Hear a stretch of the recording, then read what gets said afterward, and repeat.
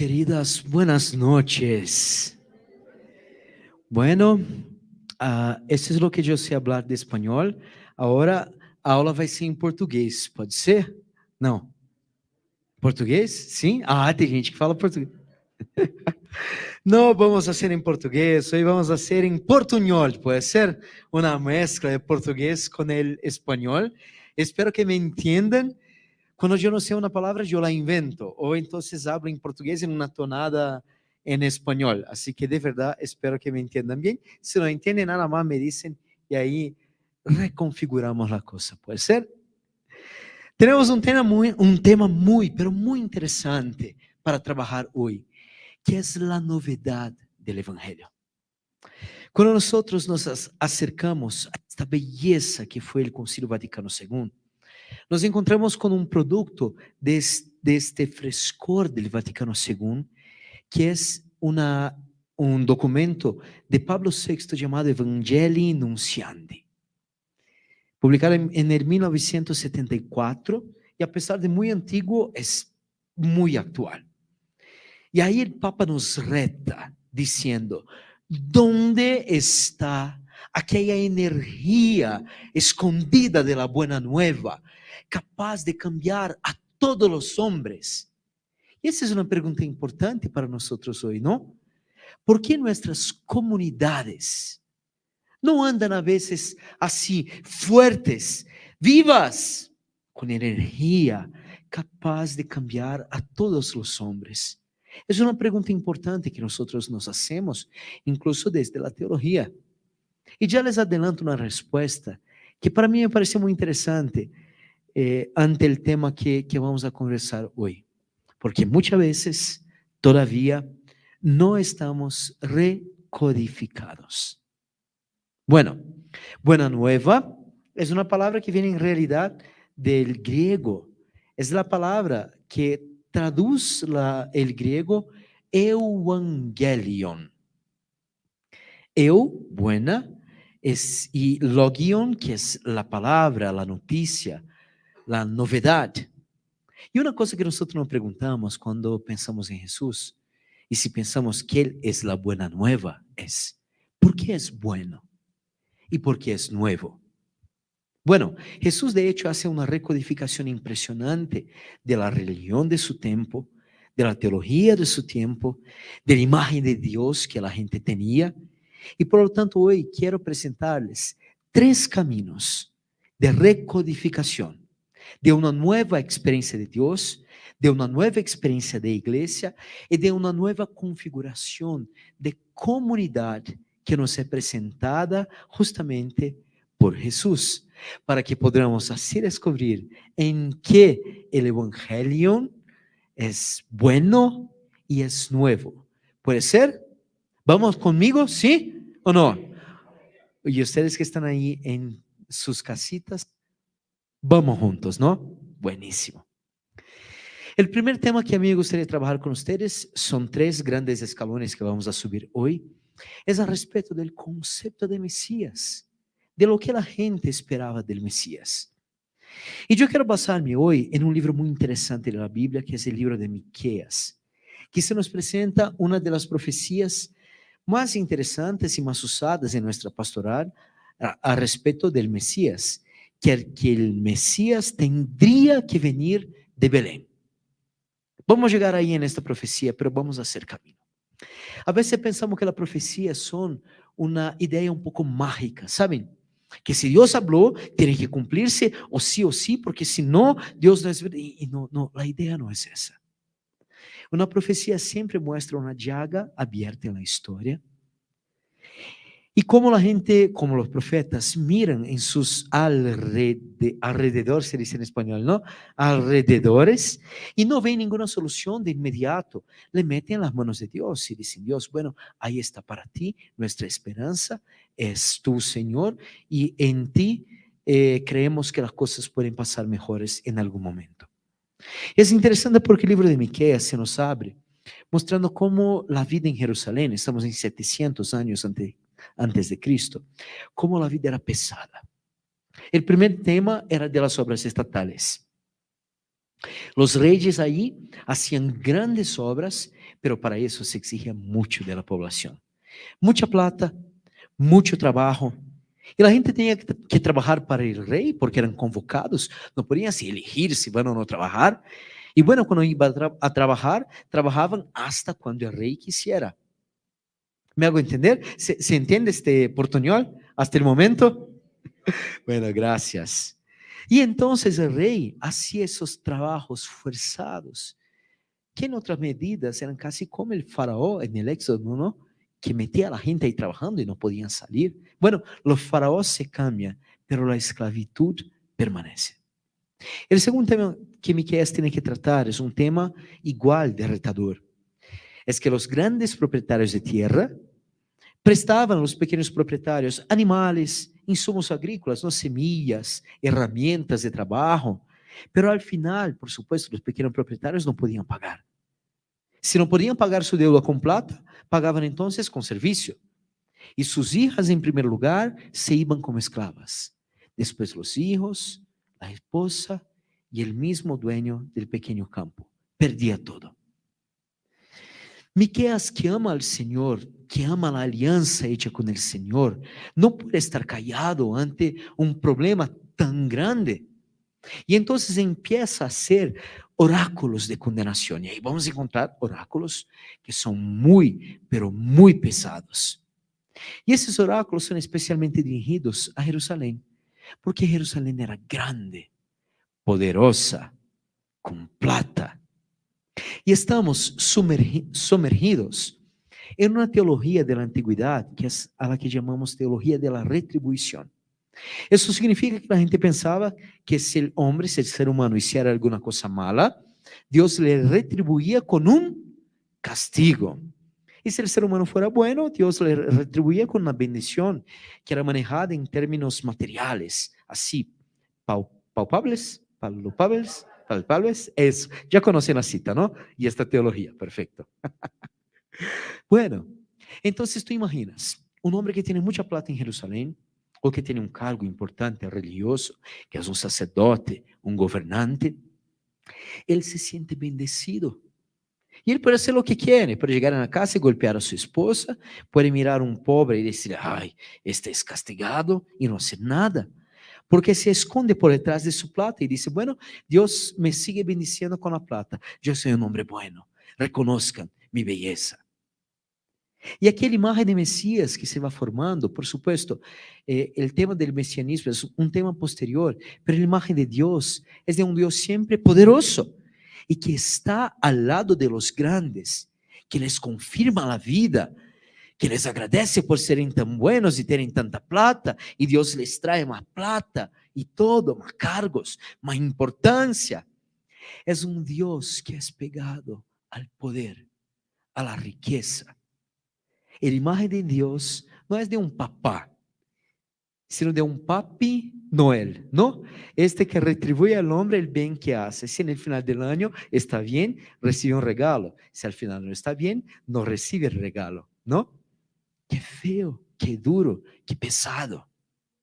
Pero ahí hay ya algunos rasgos de esperanza con el profeta. Después de condenar a toda la gente, de decir que Jerusalén está perdida, sigue diciendo, y ustedes piensan que es de Jerusalén que va a venir el Salvador. Estoy acá usando un poco de libertad literaria. Estamos en Miqueas en el capítulo 5. Él dice, no, no, no, no, no, no, no. De ti, Belén Éfrata, el más pequeño de los clanes de Judá, de ti virá el Salvador. Wow. Belén, amigos, era la ciudad de David, era la ciudad donde el gran rey de Israel, que era justo con su gente, bueno con su pueblo, que tenía una sensibilidad impresionante para el sufrimiento, era la ciudad de él. Así el profeta dice que en un momento, más adelante, cuando Dios va a venir con el día de Yahvé, con el día del juzgamiento, cuando Dios va a venir para meter a la luz todo lo que uno hace, y ahí nadie se puede esconder por detrás de su identificador, por detrás de su corona, por detrás de su cargo, por detrás de su plata. Ahí sí todos van a ser vistos por lo que hacen. Y ahí sí, no es el poder o la riqueza que van a definir a Dios, sino la bondad. Hay acá en español canciones que cantan que Jesús nace en Belén. No. ¿Sí? En Brasil hay una canción muy conocida que es Late el sino, el tling, tling, tling, tling, tling, pequenino, el que es de Belén. Sí, para nosotros es interesante, ¿no? Bueno, en Belén, interesante. Pero ahora, todas las veces que nosotros nos acordemos de Belén, nos acordemos de Miqueas. Cuando se dice que Jesús nace en Belén, eso es dicho porque la gente reconoce que Él es un nuevo David, que Él cuida de su gente, que Él ama a su pueblo y les cuida proponiendo un nuevo reino, que no es de este mundo, por supuesto, pero es nuevo. Es una recodificación. Uy, pero vamos a llegar ahí. Quiero hablar de dos otros temitas más para que lleguemos ahí. ¿Puede ser? ¿Están cansaditos ya? ¿No? ¿Cansaditas? No, no. Ah, qué bueno. Gente colombiana es fuerte, ya me di cuenta. El segundo punto, de ese antiguo Israel, de cuando Israel todavía no tiene la presencia de su maestro con él, es el tema de la fe y del culto, de la liturgia de su tiempo, de las celebraciones de su tiempo. Todavía seguimos en 7 siglos antes de Cristo, pero ahora con un nuevo profeta, que es el profeta Isaías. ¿Lo conocen? ¿Sí? ¿Usted de casa, de tu casa, conoce a Isaías? Bueno, hablemos de él entonces. El libro de Isaías muestra 3 momentos de la vida de un colegio profético, que es el colegio isaíánico. La primera parte, hasta el capítulo 39, es construida más o menos en esos años de 740 o quizá un poquito después. La segunda parte ya es del exilio de la Babilonia, el deutero Isaías, como lo llamamos, y el trito Isaías, la tercera parte, son discípulos de Isaías los que escriben el libro. Y en la primera parte de Isaías, cuando abrimos el libro, si leemos de verdad, si con el corazón, hasta nos da algo así, un malestar, porque es fuerte, es difícil. Isaías, amigos, está en Jerusalén. Jerusalén tenía un templo espectacular para la antigüedad. Era perfecto, dimensiones impresionantes. Había un patio donde los judíos, los israelitas se acercaban. Había una parte más interna donde los sacerdotes presentaban todos los días las ofrendas, se acercaban a Dios. Y había una parte todavía más interna, el santo de los santos, donde supuestamente Dios vivía. Era un lugar especial. La liturgia era viva. Todos los días los sacerdotes hacían un sacrificio y la gente que no estaba trabajando podía reunirse, ver todo eso y encantarse cuando el humo de los sacrificios subía al cielo. Era grande. Uy, una agüita. Muchas gracias. Muy, muy, muy amable. Y cuando el humo subía al cielo, la gente estaba ahí encantada porque sabía que en ese momento era como si Dios les abrazase. Segundito.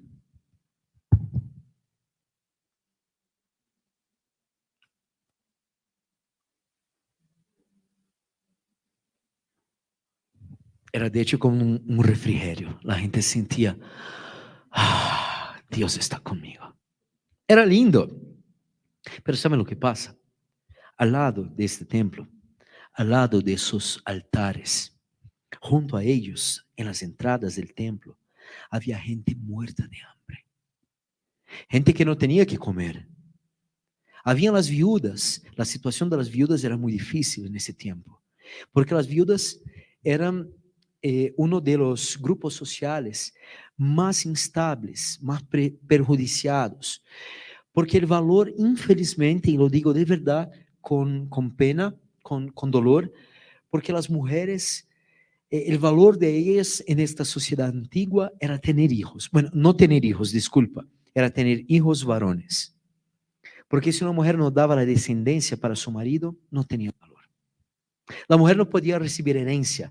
Entonces, si el marido de una mujer muriera, ella se quedaba sin nada.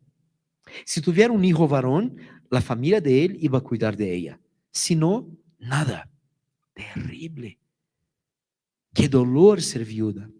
Ella podía llegar y golpear la puerta de su papá y decir: papá, estoy viuda, por favor, recíbame. Pero su papá no tiene ni siquiera la obligación de recibirla. Hay reglas que después son puestas para intentar proteger a estas viudas, pero en general ellas se quedaban sin nada. La mujer no podía trabajar, el trabajo era de los hombres. Entonces, ¿qué hacía una viuda para tener pan? Muchas veces tenía que dedicarse a la prostitución. No había otra salida. Era difícil. Entonces, esos grupos sociales estaban ahí en Jerusalén, multiplicados, y Jerusalén era terrible, porque había mucha plata para el templo, había mucha plata para la liturgia, había mucha plata para los sacrificios, pero esos sacrificios impresionantes escondían la hipocresía. Así se abre el libro de Isaías diciendo que la ciudad santa, Jerusalén, se convirtió en una prostituta. Y de manera muy cariñosa, Isaías habla con la ciudad santa, con los gobernantes, y les llama de los habitantes de Babel, de los hijos de Sodoma. Uy, pesado, ¿no? Qué difícil. Y dice: Jerusalén tiene llagas desde la cabeza hasta los pies, nada se salva. Pero el peor es cuando Isaías va a hablar de la liturgia. La liturgia linda, pero sin vida. ¿Celebraba qué? Celebraba la nada, ¿no? Celebraba a los grandes que ahí seguían con mucha plata, tranquilos, llevando a sus animales para ser sacrificados. Y ahí Dios, en la boca de Isaías, es un oráculo, en el capítulo 1 dice que estoy harto. Luna nueva, eran las fiestas litúrgicas, ¿no? Luna nueva, sábado, animales. Estoy causando un poquito de libertad literaria. Pero Dios dice: estoy harto, no soporto solemnidad y hipocresía. Vuestras manos están sucias de sangre, lavadlos, purificadlos. Cuidad del órfano y de la viuda. Ahí sí podremos conversar, dice el Señor. Es fuerte para nosotros, ¿no? Vamos a la misa a veces, decimos: ay, ok, estoy yendo a la misa, tranquilo, estoy cumpliendo mi papel de cristiano, de católico. Que si la materia prima de la misa no es la vida, y si vamos a celebrar por celebrar, sin meter el corazón, estamos ahí en el contexto de Isaías, ¿no? El órfano y la viuda. Ahí sí, después, entonces podremos conversar. Ahí nosotros entendemos, por ejemplo, por qué Jesús, cuando maneja el templo, le llama el templo de un redil de ladrones. Así se dice en español: de una cueva de ladrones, de un espacio de ladrones. ¿Por qué? Porque cuando la gente iba al templo, se encontraba con una cosa: un peaje. Este peaje era un animal para el sacrificio y no había cómo escapar. Ya vamos a hablar de eso. Pero ahí se entiende un poco de la dificultad que Jesús tiene con el templo. Bueno, si la liturgia entonces era vacía, era necesario, sin duda, recodificarla. Y aquí llegamos en el tercer escalón de la antigua alianza, del pasado de Israel, que es justamente el templo como una cadena que aprisiona a Dios. ¿Por qué? Ya decimos que dentro del templo había un espacio que era el Santo de los Santos, donde se imaginaba que Dios habitara. Este espacio no podía ser accedido sino por un sacerdote una vez al año, en un momento muy especial. Era una liturgia muy particular. Y la gente, para llegar al templo, ¿qué tenía que hacer? Sacrificios. En la cosmovisión antigua, se pensaba que la tierra era un plato, como un plato, ¿no? Plana. Plana se dice plana. Y tenía una tapa por arriba, a lo que el Génesis va a llamar de raquía en hebreo, que es firmamento. Bueno, por arriba de ese firmamento Dios vivía. Y ahí había algunos canales en ese techo de la tierra, que eran los canales por los cuales venían, por ejemplo, las aguas superiores. Y cuando Dios estaba molesto con la gente, ¡pah!, metía la lluvia, metía fuego y todo venía ahí, de arriba. ¿Cuál era la única cosa suficientemente liviana para salir del cielo, de la tierra y llegar hasta el cielo? Por supuesto, a Dios le gustaba bastante la parrilla, ¿no? Y entonces subía el humo de la carne quemada en los sacrificios y Dios sentía el olor, decía, wow, están haciendo buena fiesta y es para mí, entonces voy a enviar la bendición para la gente. Esta teología la llamamos una teología retributiva, ¿no? Y por ahí en el templo entonces se hacía primordialmente los sacrificios. El sacrificio era la manera magna, especial de encontrarse, de acercarse a Dios. Había otra. En la antigüedad, esta era la manera de pedir perdón, de recibir bendición, de ser sanado de una enfermedad. Todo el sistema sacrificial es la base religiosa para encontrarse con Dios. Y el que no tenía un animal para sacrificar, ¿qué hacía?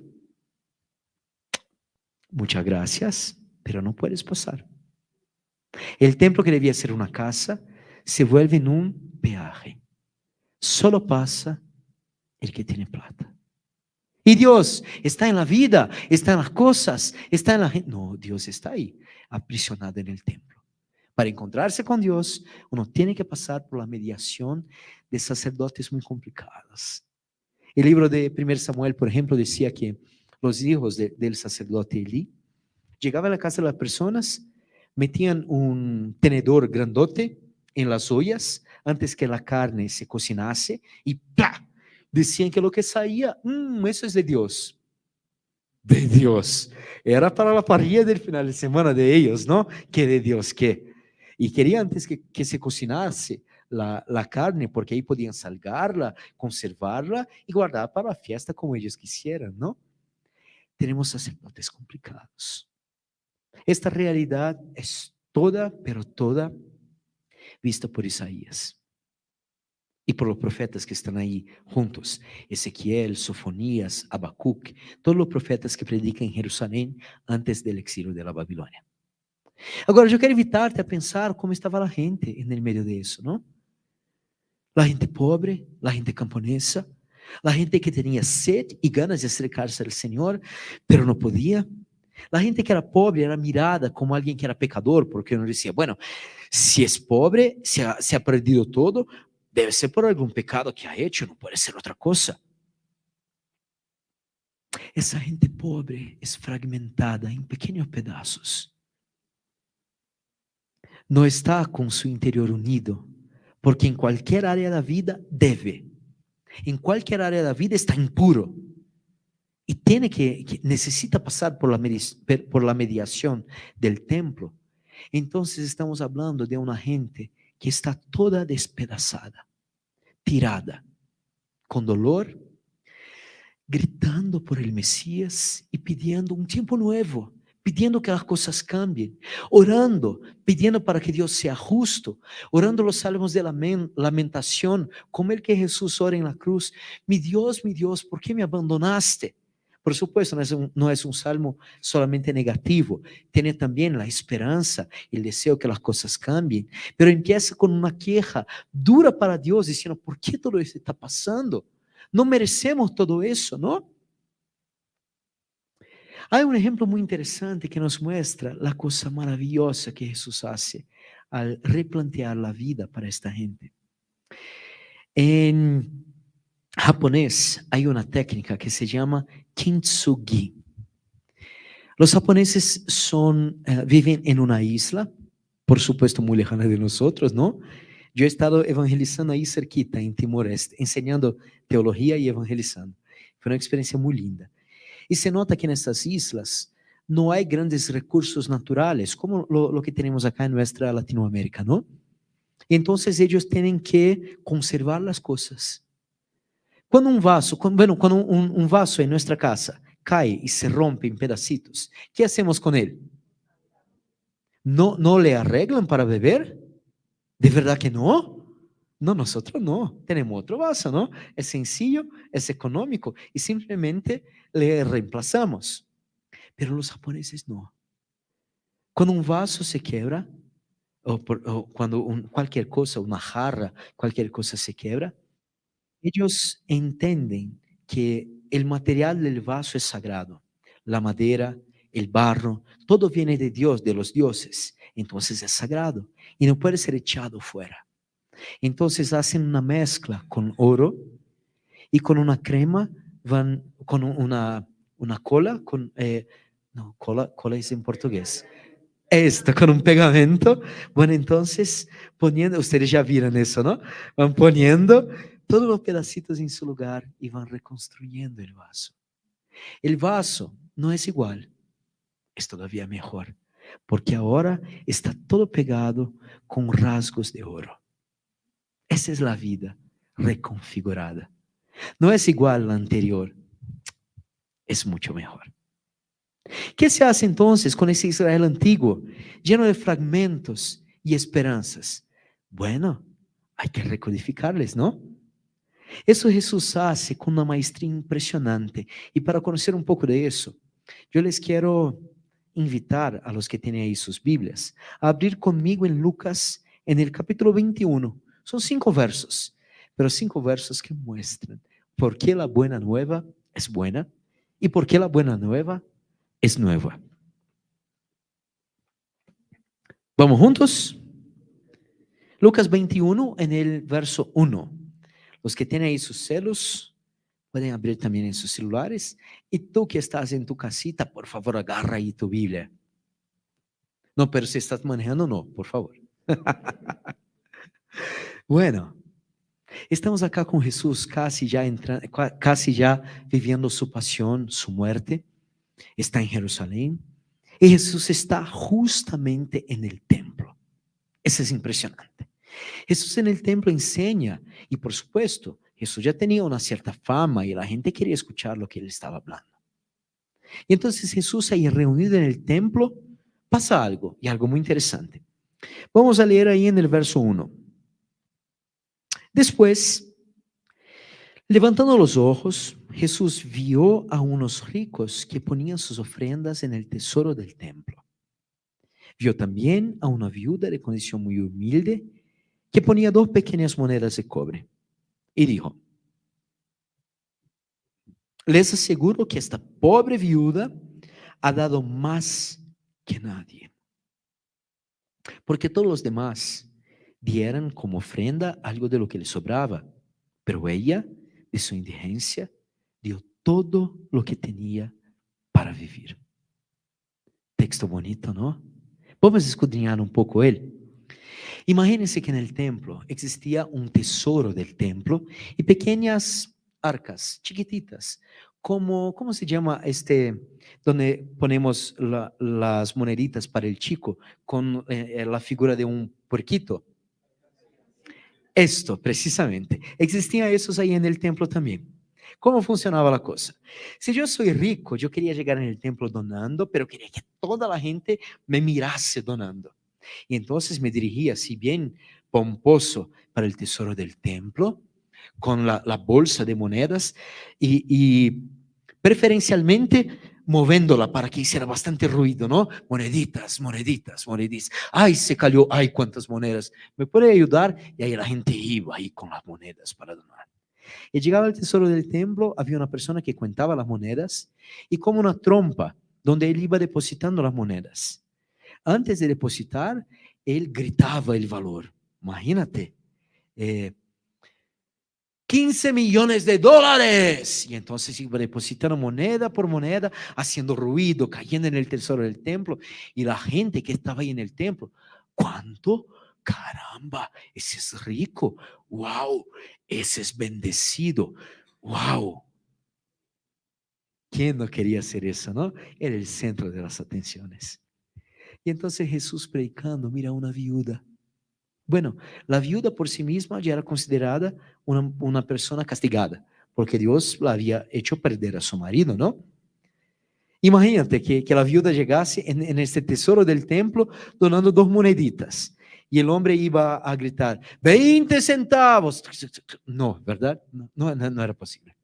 Entonces había, ¿cómo se llama la cosita del porquito? Había entonces esta cosita del porquito donde la señora iba a donar sus moneditas. Y por supuesto, era un trabajo invisible, ¿no? ¿Quién iba a mirar a alguien donando 20 centavos? Pero ella ahí, calladita, tranquila, donaba y seguía su vida. Jesús valora a esta mujer cuando hace con que todos que estaban muy acostumbrados a mirar a los ricos donando, ahora pusiesen la mirada en esta mujer, que se vuelve un modelo de discípula. Lo más interesante es que ella no es discípula, ¿no? No está siguiendo a Jesús. No está ante él ahí para mirar su pasión, su predicación, escuchándole hablar en el templo. No, ni siquiera seguidora de Jesús es. Pero Jesús la pone como un modelo de discípulo. ¿Por qué? Porque no dona lo que resta, lo que sobra, sino dona lo que tiene. Qué lindo. La gratuidad es una resignificación importante. Acá nosotros percebemos como Jesús propone un nuevo modelo de vida, un nuevo modelo de existencia, pero sobre todo un nuevo modelo de relaciones humanas. Aquí nos encontramos con una nueva comunidad que tiene un nuevo código. Ustedes, acá hay muchos jóvenes, ¿no? Me imagino que ahí en la casa también nos acompañan algunos jóvenes. ¿Ustedes están acostumbrados a manejar el Instagram? No. Hay personas, por ejemplo, que venden cosas por el Instagram, que son donos de tiendas virtuales o algo así. La gran dificultad de manejar esas redes sociales es porque cuando nosotros empezamos a acostumbrarnos con ellas, el algoritmo cambia. Y ahí tenemos que reaprender todo, ¿no? Hacer un curso en Google y todo para reaprenderlo todo. Bueno, Jesús cambia definitivamente el algoritmo de su tiempo. Jesús propone nuevas lentes con que una persona pueda mirar su misma historia y la historia de su pueblo. Vamos a revisitar los tres escalones que nosotros hemos subido hasta ahora, puede ser. Cómo Jesús recodifica la historia de su pueblo. ¿Qué es esa nueva propuesta que Jesús trae? Primero, relacionado a la expectativa del Mesías. Si el Mesías era el que estaba pegadito a los ricos, estaba bendiciendo a quien tenía poder, riqueza, plata, tesoros, cargos, ahora el Mesías es el Mesías del amor. Que a él no le importa si la persona tiene o no plata, porque este Mesías no está ocupado de estar muy cercano a la gente, viendo lo que hacen de pecado para poder castigarlas. Si hay una cosa que este Mesías viene a hacer, es amar y amar de manera abundante. Es amar sin esperar nada en cambio, ¿no? Y este amor no es dirigido a los que tienen mucho. Este amor es dirigido a los que mucho necesitan. Qué cambio impresionante de algoritmo, ¿no? Impresionante. Porque desde ahora los que están en los reflectores ya no son más los profesores de teología, los que hablan raro, que vienen de Brasil. No, es la señorita que viene con su bolsita a las comunidades y dice: ay, mi hijo, ¿dónde me puedo sentar? Yo no sé qué hacer muy bien acá, que está medio desubicada, que no sabe muy bien cómo son las cosas. Esta está en el centro, porque la comunidad que Jesús hace al recodificar el Antiguo Testamento es una comunidad de iguales, donde el que predica es igualito al que arregla la silla, donde el que enseña es igualito a la señora que está cocinando para comer. Piensa en un retiro. Saca a la persona que está cocinando para comer. ¿Va a ser un problema? Se acaba. Uy, yo sin comer, no, no voy a ese retiro. Ninguna manera, ninguna manera. Imposible, ¿no? Saca a la persona que está recogiendo la basura de las piezas, de los baños. Saca para ver qué pasa en el segundo día. Nadie puede acceder, ¿no? Por eso Jesús arma una comunidad de iguales, donde nosotros no miramos solo los que hablan lindo, cantan lindo, hacen cosas con poder, los que tienen plata, los que vuelven a la casa con un buen auto. No, Jesús mira a todos, valora a todos y más, pone todos como ejemplo, como verdaderos discípulos. Este maestro ya no viene para condenar, sino para sentir compasión, que es uno de los sentimientos más nobles de un ser humano, ver y compadecerse. Eso es muy bien representado en los evangelios, con un verbo griego que traduce un hebreo. El verbo griego es splanchnizomai. Palabras complicadas, ¿no? Para dar nombre a los hijos. Que traduce el hebreo rahamim.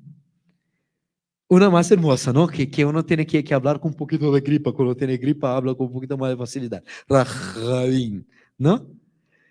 El rahamim es el amor que sale de las entrañas, este amor pasional, el amor que no se contiene. Lucas reserva ese verbo para 3 ocasiones en su evangelio. La primera es cuando Jesús mira a una viuda justamente que ha perdido a su hijo único, y cuando Jesús la mira, se conmueve en sus entrañas y entonces él trae de vuelta el hijo a la vida. Este verbo aparece en el episodio del samaritano compasivo, cuando por primer pasa un sacerdote, ve el que está caído, y el verbo griego dice que el antipar erhomai, el anti vuelve al revés, par como la parábola da la vuelta para que no se acerque a él, y erhomai, sigue, va. El levita igual, pasa, ve, anti, par, erhomai. Pero el samaritano ve, las entrañas se conmueven, y él pros erhomai. Él va al encuentro del que es necesitado. Así como el padre del hijo que se pierde en la parábola de la alegría del padre por el hijo reencontrado, a la que llamamos hijo pródigo, ¿no? El padre mira desde lejos el hijo y las entrañas se conmueven. Y entonces el papá que tenía ya, me imagino, un corazón frágil, que no tenía piernas buenas, gracias a Dios no estaba en esa altitud de Bogotá, porque Dios mío, acá subir un escalón mata a uno, ¿no? No es porque yo no estoy yendo al gimnasio, no, es la altitud de Bogotá. Y sale corriendo al encuentro del chiquito, sucio de puercos, y le abraza, le besa, ni le molesta que el hijo estaba en impureza y ahora el papá también en impureza. Ese es el sentimiento que esta nueva configuración del Mesías trae para la gente. Un Mesías de compasión, de misericordia, que se le conmueve en las entrañas cuando la gente la encuentra. El segundo punto, el segundo escalón, es al respecto del culto, ¿no? Si antes el culto era el culto por el culto, el rito por el rito, el sacrificio por el sacrificio, bueno, ahora el mismo Jesús se hace sacrificio para la comunidad. Y ya no es más una comunidad que se reúne para donar, para enriquecer el bolsillo de los sacerdotes que están ahí en el templo. Mira qué locura que hacían.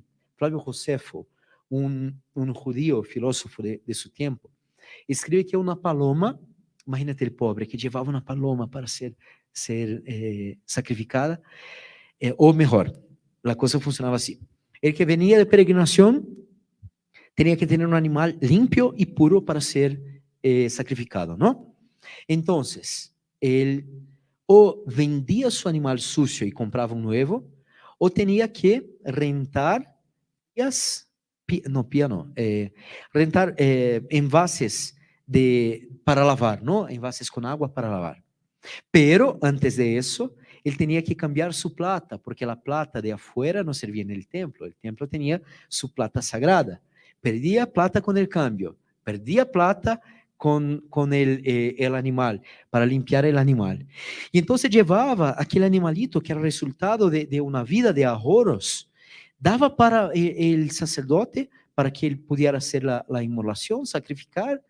Y Flávio Josefo dice que el levita decía, ok, muy bueno, vamos a sacrificar, gracias. Tomaba la palomita y llevaba nuevamente para ser vendida. Una paloma era vendida más de 200 veces y no sacrificada.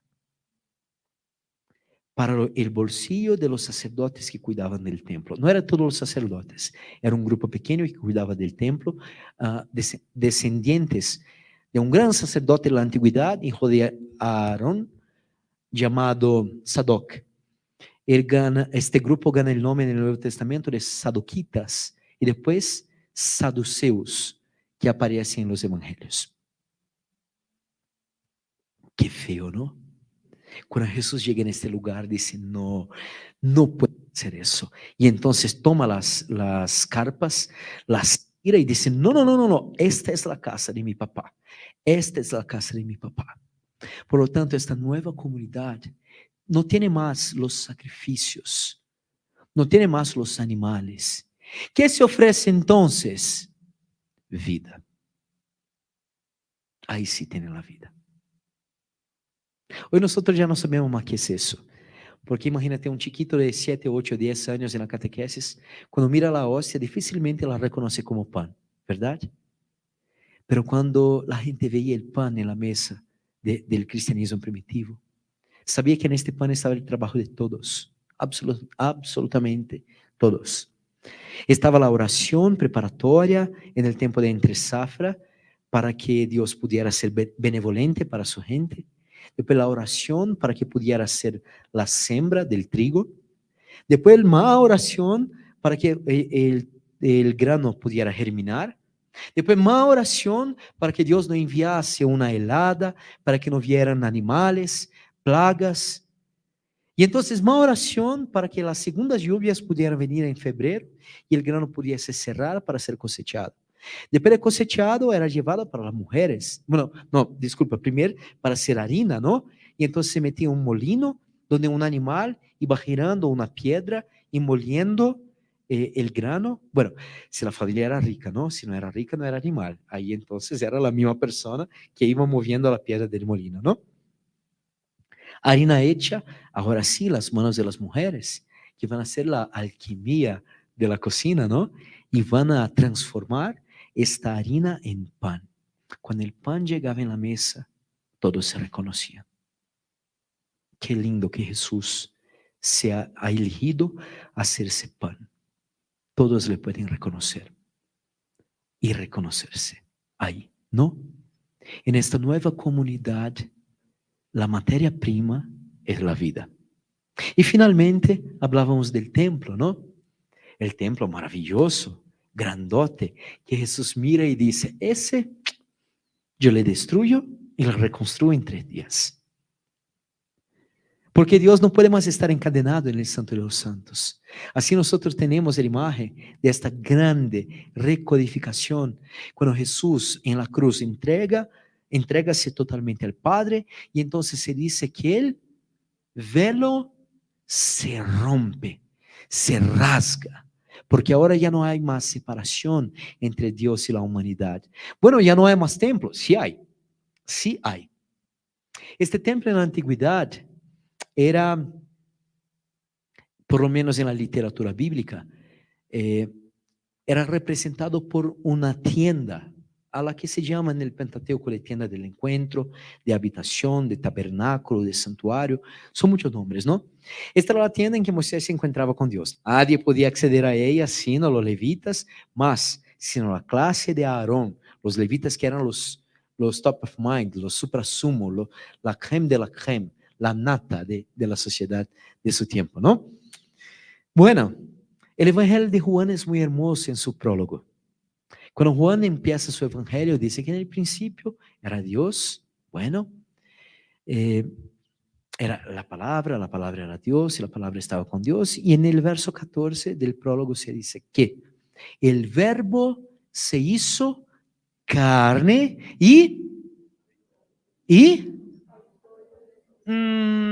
más o menos. En el griego no está el verbo habitar. En el griego está el verbo armar su tienda. Por supuesto, armar la tienda es habitar en la tienda, ¿no? Pero una traducción muy fiel al texto sería, el verbo se hizo carne, ser humano limitado, acá está sarx en el griego, no humano, no antropos, y armó su tienda entre nosotros. Mira qué cosa impresionante lo que pasa en esta nueva comunidad. Ya no tenemos más un templo de piedra, pero ahora tenemos Jesús como el nuevo templo. Si alguien quiere acercarse a Dios, ahora puede acercarse a Jesús, tocarle, hablar con Él, abrazarle si quiere, porque ahora Jesús es el nuevo espacio de encuentro entre cielos y tierra. Si alguien quiere acercarse a Dios, ya no necesita más el sistema sacrificial o el templo. Ahora necesita Jesús. Él es el mediador entre cielos y tierra. En esta nueva comunidad, Jesús es el nuevo templo donde cualquier persona puede acercarse. Para finalizar esta masterclass, hicimos una pregunta en el principio, ¿no? ¿Qué es la buena nueva? ¿Qué es bueno? ¿Qué es nuevo? Ya entendemos que Jesús recodifica, mas forma comunidad en una nueva comunidad. Por eso no somos simplemente en nuestra vida recodifica, sino somos recodificados. Salimos de dos en dos, formamos comunidad, estamos siempre en el colectivo y no en el individual, porque Jesús vive en la comunidad.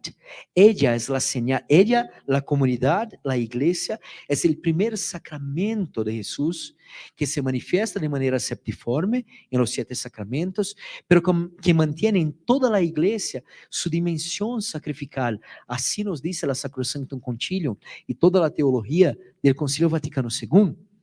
Es una nueva comunidad recodificada que tiene algo, el reino de Dios. ¿Qué es el reino de Dios? Conversamos antes de la prédica, ¿no? Jesús no lo dice, solo dice que es como, comparación, ¿no? A veces nos da un poco de rabia, pero ¿por qué Jesús no habla precisamente que es el reino de Dios? Dice, el reino es como la perla, es como el tesoro, pero el reino, Señor, por favor, es una invitación para sermos discípulos y descubrirnos caminando. En este camino descubrimos que este reino no es como un reinado, un emperador, así como nos enseñaron en esta catequesis colonizadora que hemos tenido. Este reino son nuevas relaciones, conmigo mismo, con el otro, con Dios y con las cosas creadas. El que está en armonía plena entre esas relaciones, el judío va a decir que él alcanzó el shalom, la paz. La paz no es simplemente la ausencia de conflictos, mas en esa paz incluso puede tener conflictos. Pero lo más importante es que el judío busca esta armonía plena con todo lo que existe. Y cuando está en esta armonía, él puede de corazón abierto decir paz al otro. ¿Qué es bueno? ¿Qué es nuevo? El reino. ¿Qué es el reino? Nuevas relaciones. Para un mundo triste, dolorido, fragmentado, para este mundo de hoy, que también necesita ser reconstruido como un vaso japonés, nosotros tenemos una nueva codificación, una nueva forma de ser. Puede que el mundo se mate en sus problemas, pero acá en la comunidad cristiana hay algo distinto. Nosotros somos un refrigerio, nosotros somos una isla perdida donde cualquiera puede acceder y encontrarse con una nueva relación, con un amor que cementa la vida, donde definitivamente Cristo es uno en todos. Muchas gracias.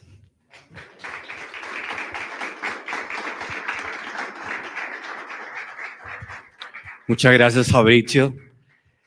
La masterclass entonces es un ejercicio de profundización en este caso bíblica, acerca de esa nueva comunidad. Y en una masterclass también hay preguntas. En un diplomado hay preguntas.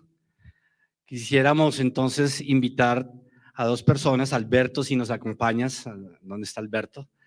Alberto Tuta, de aquí, de la comunidad Asociación María Santificadora.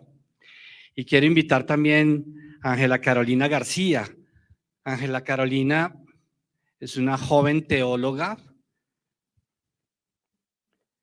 de nuestra facultad, del Centro Fuego Nuevo, de la Facultad de Estudios Bíblicos, Pastorales, de Espiritualidad de Uniminuto.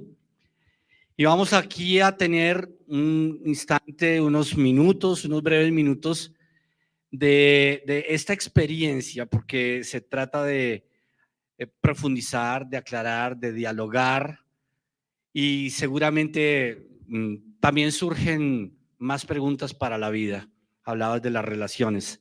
Así que vamos a compartir con Fabrizio y queremos también invitarlos a ustedes que están a través de las redes sociales de nuestra facultad, a través de los canales por los que estamos transmitiendo, también compartir si hay alguna pregunta de quienes nos acompañan.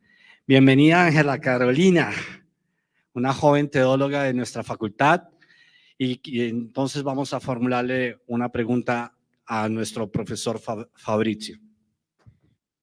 En este tema de la recodificación, del volver a ser, del volver a nacer, y que efectivamente como que somos vasos, o parece que a veces nuestras comunidades son vasos fragmentados, pero no queremos perderla. ¿Cómo recodificar ese anhelo de volver al Señor en una comunidad cansada? En una comunidad que se siente agobiada, que no quiere volver a reunirse, o bueno, que se quiere reunir, pero cuando se reúne es un problema. Y bueno, o sea, cuando la comunidad está cansada, que se cansan los unos de los otros, algo muy humano, pero cómo volver a tomar esos fragmentos y unirlos, pues digamos, como en esa sintonía de aquí estamos para servir, Señor, aquí estamos para ti. Y la pregunta es bien desafiadora, ¿no? ¿Por qué pasan los micrófonos para teólogos? Diosito mío. Qué complicado, ¿no? Es siempre difícil para nosotros. Por supuesto, ya sabemos que no hay fórmulas, ¿no? Para las cosas. Siempre que una comunidad pasa por un momento de fragilidad, la cosa linda es vivir la sinodalidad. Llegar, reconocer el otro, escuchar, convivir, para que podamos reconocer dónde están las fragilidades, ¿no? A veces nosotros no nos formamos individualmente y necesitamos de un aprimoramento en nuestro estudio, en nuestra oración. A veces necesitamos que alguien nos rete, nos haga crecer. A veces nos falta una formación humana de afectos, sentimientos, sexualidad. A veces nosotros nos perdemos porque nos falta una buena formación católica que nos enseñe en qué creemos, para que tengamos un mismo corazón, un mismo objetivo, un mismo sentimiento. Muchas veces falta el servicio, porque en el servicio nosotros nos encontramos, ¿no? Puede que estemos aquí peleando como locos, pero si vamos a atender a una comunidad que tiene hambre y vamos a cocinar para ellos, ahí nosotros trabajando juntos nos encontramos un poquito más. A veces puede que falte diversión, convivir. Estamos tan perdidos trabajando con esa vida pastoral tan llena de eventos que olvidamos lo esencial que son las relaciones humanas. El Vaticano II nos invita a un camino muy especial, que es el de volver a las fuentes. A veces nosotros armamos un modelo de Jesús que depende mucho más de lo que nosotros creemos de Él, de lo que Él se revela a nosotros, de sí mismo, ¿no? Y entonces transformamos Jesús en un rockstar, en un guerrero, en un soldado de Nicaragua, en un liturgo inaccesible, inalcanzable. Reencontrarse con ese Señor que se deja conocer por la Escritura, ¿no? Es un lindo camino para entender quién Dios es y para qué estamos donando nuestra vida. Yo hablo ahora como profesor de Biblia y como alguien que trabaja también con la pastoral, que viajo mucho predicando, que recorrí este continente hermoso hablando de Dios.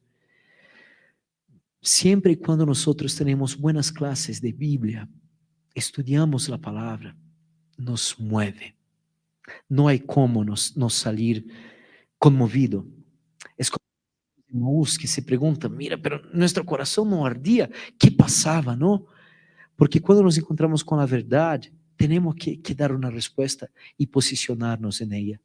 Yo pienso que un lindo camino es volver a las fuentes, a la palabra, a nuestra tradición, para que ahí descubramos cómo conviviendo juntos, acordándonos que somos gente con carne, con sentimientos, con historia, ahí sí nosotros dejamos que se construye en nosotros el reino, o sea, nuevas relaciones.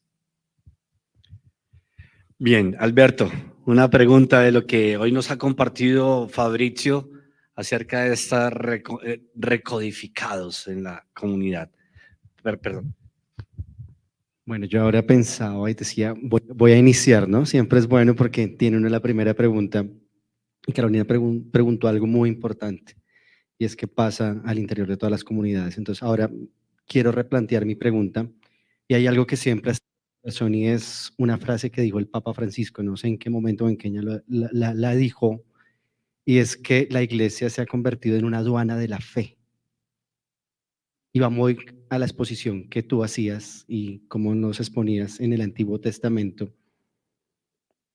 Y a mí me sigue cuestionando cómo la iglesia o las comunidades seguimos siendo aduanas de la fe. ¿Cómo hacemos para verdaderamente darle una acogida a ese pobre, a ese necesitado, a ese sufrido? Igual como tú lo explicas, pasa hoy en día en las comunidades, ¿sí? Llegan, no es un secreto, llega el que tiene dinero, llega el que tiene un buen carro, el que es empresario, el que no sé qué. Se le abren las puertas de las comunidades. No en esta, en cualquiera, porque así pasa. Así pasa. Nosotros lo podemos evidenciar en muchas comunidades. Y es como verdaderamente nosotros, lo que tú decías desde las entrañas, llegará a ese sentir. Porque es que para mí es muy difícil, yo soy sincero, para mí es muy difícil porque para nosotros dentro de las comunidades se nos hace fácil llegarle a ciertas personas, que obviamente también lo necesitan, pero hay más necesitados, hay más necesitados. Entonces es eso como nuestra iglesia no ha evolucionado en eso tan importante, ¿sí? Porque inclusive puedo estarme equivocando, pero sigue siendo una iglesia para ricos o para privilegiados. Puede que esté equivocado, pero yo lo veo así. Muchas gracias por la pregunta muy honesta, por compartir un poco también de tu mirada de iglesia, ¿no? La frase que tú dices es súper importante. Hablamos de Evangelii Gaudium, que es el documento, el segundo documento publicado por el Papa Francisco, que es un documento que propone todas las pistas, toda la ruta pastoral concreta que él va a seguir en su pontificado, y todos los documentos que ahora estamos encontrando, y por supuesto las acciones pastorales y administrativas de Francisco, siguen Evangelii Gaudium. El que no ha leído, vale muchísimo la pena leer. No escribe para teólogos, escribe para todos. Entonces, realmente vale la pena conocer. Evangelii Gaudium, la alegría del Evangelio. Nuestras iglesias en muchos lugares son sí un peaje para la gracia. Olvidamos la belleza del texto bíblico cuando dice que así como la lluvia cae para justos e injustos, la palabra de Dios también es derramada para todos, y no vuelve sin dejar una señal, ¿no? O Pablo, cuando deja muy claro que la gracia no es un bien para un grupo, sino la gracia es derramada para todos. Para que se vuelva efectiva, por supuesto, necesita la disposición del fiel, así como estudiamos la teología sacramental, pero la gracia es para todos. Y yo siempre hago un ejercicio cuando estoy en comunidades que es muy sencillo. Hablamos aquí de las viudas, que son el grupo más frágil de Israel. Si pensamos en esta cultura colombiana, bogotana se dice, de Bogotá, bogotana, ¿cuáles son los grupos sociales más frágiles? Pobres, déjame un poco más concreto, unos ejemplos concretos. Depresivos, bueno. Migrantes, pobres, las prostitutas. Pensamos en eso entonces. Si una prostituta entra ahorita aquí, ¿cuál es nuestra reacción? Ahí pensamos si estamos siendo cristianos o no. Porque Jesús hablaba con ellas, comía con ellas, y acercándose desde la vida y no desde un discurso, Jesús proponía una nueva historia.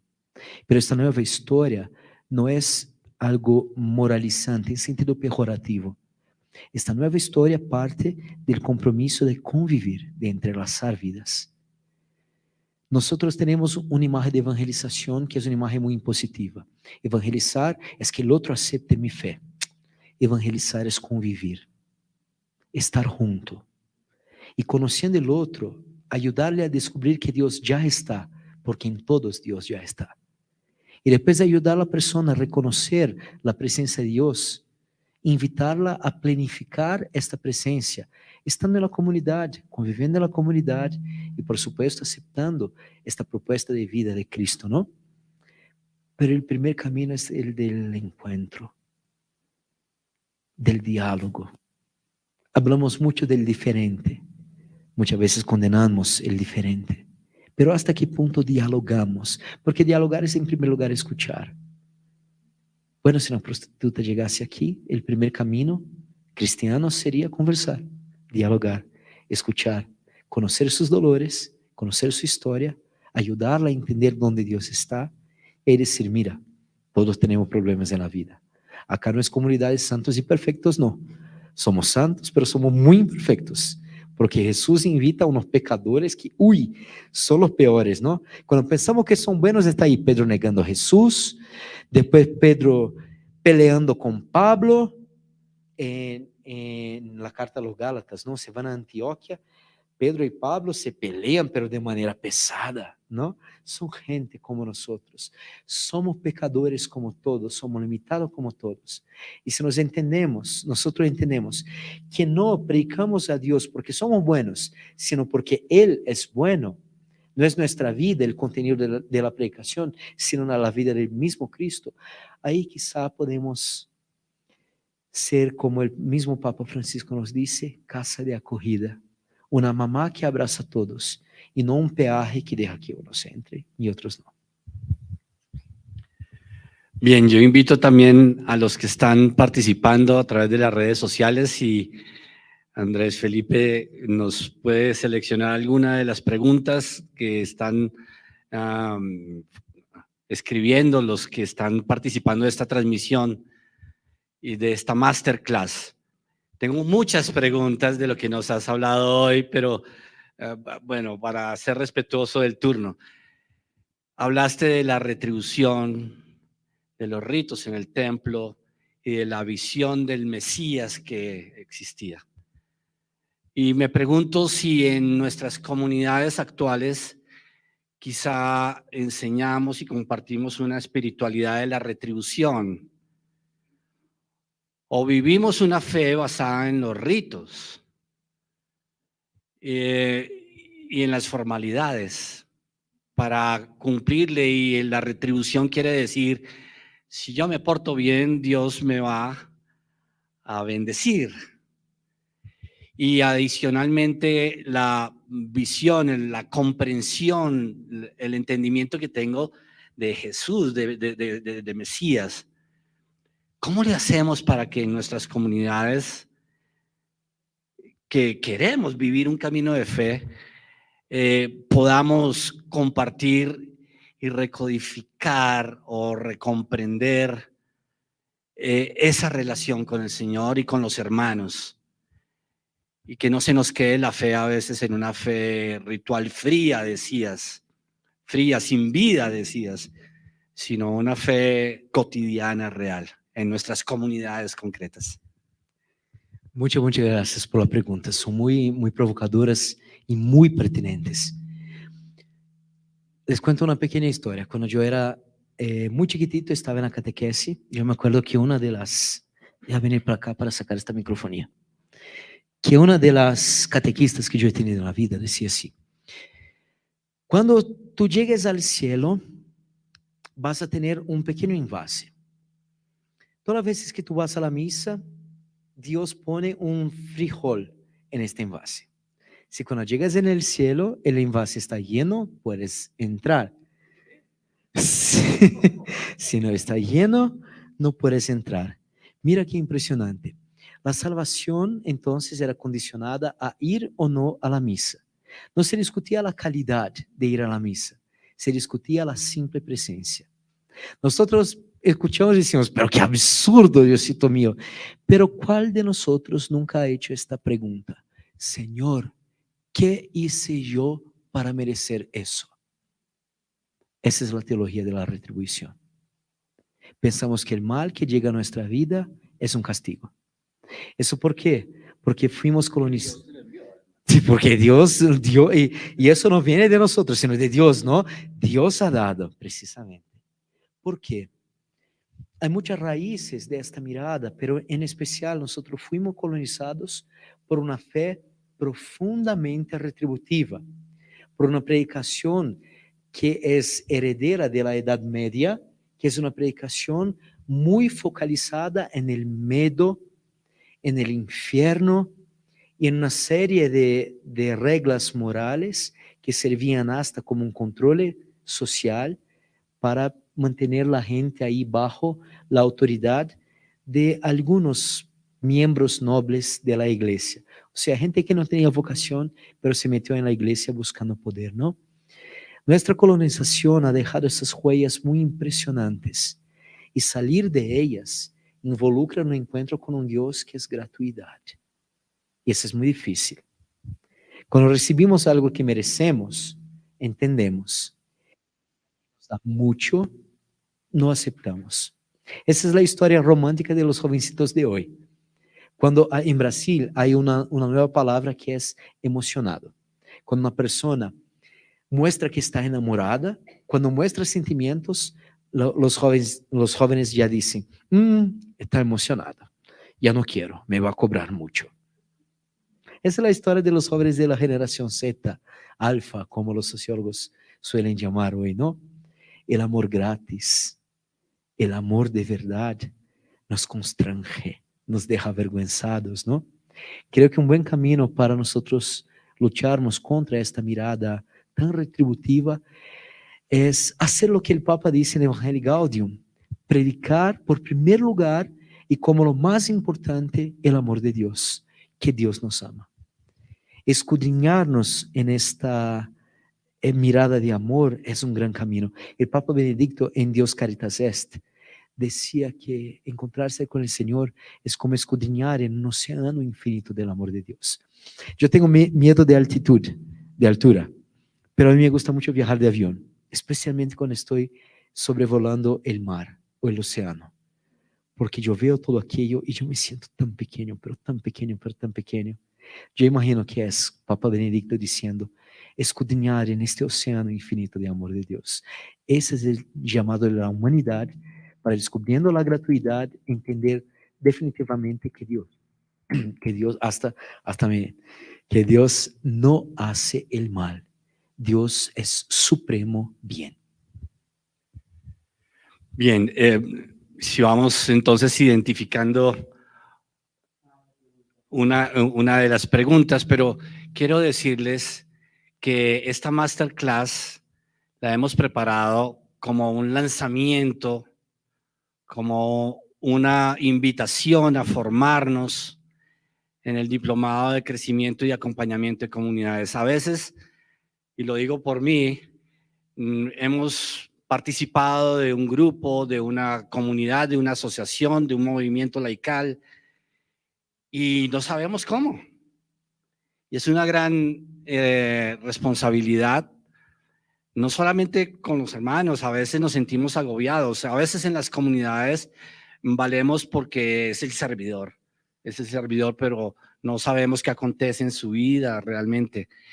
Este diplomado, que ya sería el 4º año en que lo realizamos y es un diplomado virtual, pretende precisamente formar en los elementos bíblicos, teológicos. Has mencionado mucho del magisterio, de Evangelii Gaudium, de Dios Caritas Est, de Evangelii Nuncianti, bueno, esa revelación, esa formación para los que estamos acompañando una comunidad, una asociación, un grupo, una pastoral, un grupo parroquial y nuevas comunidades que están surgiendo, ¿verdad? Por la gracia del Espíritu Santo. A veces las comunidades inician, crecen rápidamente, 100, 300, 500 personas, una gran alegría, pero después de un tiempo no hay perseverancia. ¿Cómo lograr que las comunidades perseveren? Y no solo al interior de la comunidad, sino hacia afuera de la comunidad, comunidades misioneras, comunidades que anuncian, comunidades que acogen, comunidades que son realmente hogueras encendidas del amor de Dios, como lo acabas de decir. Eso lo dice Evangelii Gaudium, ¿no? La centralidad del querigma, del anuncio.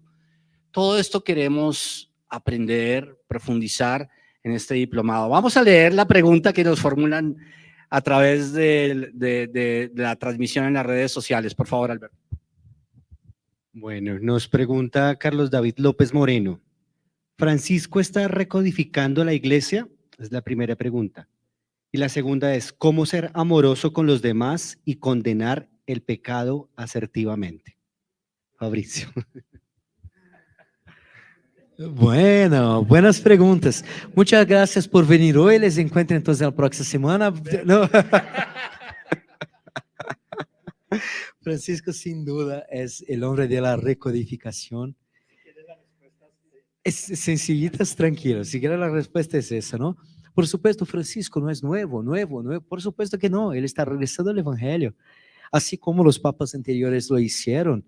Y así como el Concilio Vaticano II, de manera muy particular, acoge los movimientos en el seno de las comunidades, el movimiento bíblico, litúrgico, pastoral, mariano, son movimientos que dicen que la gente estaba cansada de la religión, así como se estaba desarrollando, y pedía más.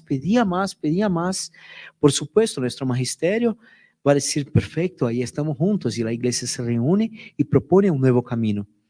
El Concilio Vaticano II ha pedido cambios muy fuertes y muy importantes que ni siempre estamos listos para hacer.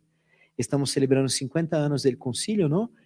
Y estamos ahí luchando para poner en práctica muchas cosas. Y podemos decir que Francisco está poniendo en práctica muchas de las proposiciones del Vaticano II. No es fácil, los cambios involucran desacomodarnos, ¿no? Salir de nuestra comodidad y bueno, pensar fuera de la caja. Por supuesto, siempre con buena teología, siempre fiel a la propuesta católica, siempre fiel a la propuesta de Cristo, a la tradición, y eso es lo más importante. Estamos caminando en terreno muy seguro, porque Francisco no está solito. Francisco es hoy, así como cualquier papa, la cabeza de un colegio episcopal. Y este colegio episcopal está ahí llevándonos. Y eso es muy importante. Un sínodo ahora se está pasando. Este sínodo está escuchando lo que nosotros escribimos en encuestas. Está escuchando la voz de la iglesia. No es Francisco, es toda una iglesia hoy que se está recodificando. Hay una parte que no quiere y uno tiene que preguntar si esta parte realmente es iglesia, ¿no? Bueno, después se pregunta cómo conjugar esta mirada de amor con la condenación del pecado. Yo les invito por primero a investigar qué significa pecado, ¿no? En la teología, una definición que yo he tenido de un profesor colombiano, Rafael Solano Durán, trabajado con Benedicto XVI, con el Papa, y yo me acuerdo de las clases de teología moral cuando él decía que pecar es decidir no amar. Si nosotros también recodificamos nuestra mirada sobre el pecado, comprendemos que uno que está pecando está decidiendo no amar. Entonces vamos a intentar entender el porqué para proponerle, después de acoger el pecador, un nuevo camino. Y eso es muy importante. La mirada del juzgamiento tiene que caer por tierra ante un Jesús que nos propone un camino de amor, de fraternidad y de comunidad.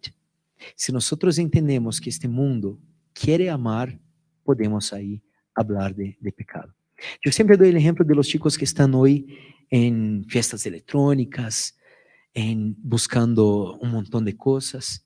Si hay una cosa que yo veo en esos chicos, es el deseo de ser felices. Están tan desesperados que se van a fiestas electrónicas, que usan drogas, ¿no?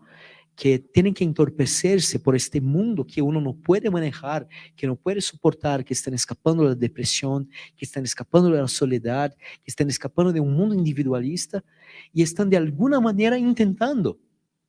Malos somos nosotros que no les presentamos el mejor camino, ¿no? Que es el camino de Cristo, que no les recibimos y no les decimos, ven, Ven, déjame amarte primero y vamos juntos. Hay una comunidad enterita que te quiere hacer feliz. Esa es la grandeza del Evangelio. Cuando nosotros vemos el pecador como nosotros y entendemos que el pecador sí quiere amar, si decidió no hacerlo, eso es lo más antinatural, porque el ser humano quiere amar.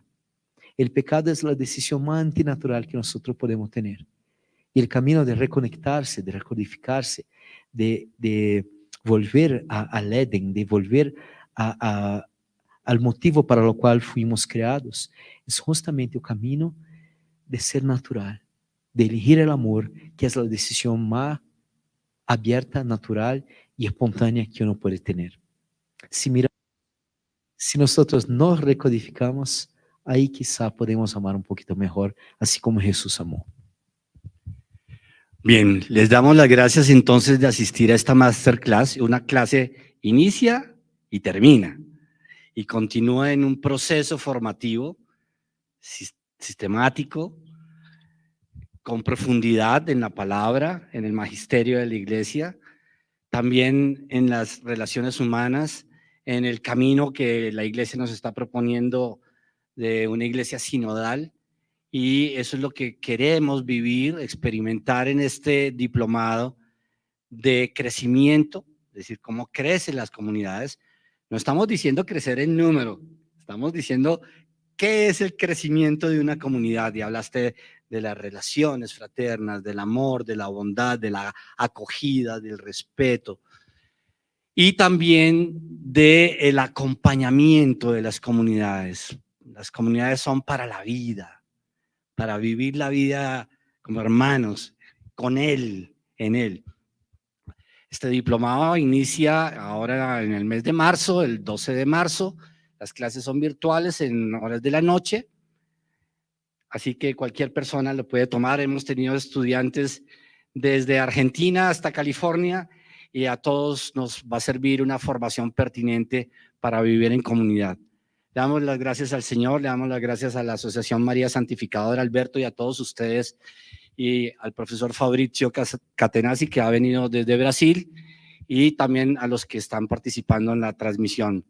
En nombre del Centro Fuego Nuevo, de la Facultad de Estudios Bíblicos, Pastorales y Espiritualidad de Uniminuto, les damos las gracias, Dios los bendiga y terminamos hoy nuestra masterclass. Muchas gracias.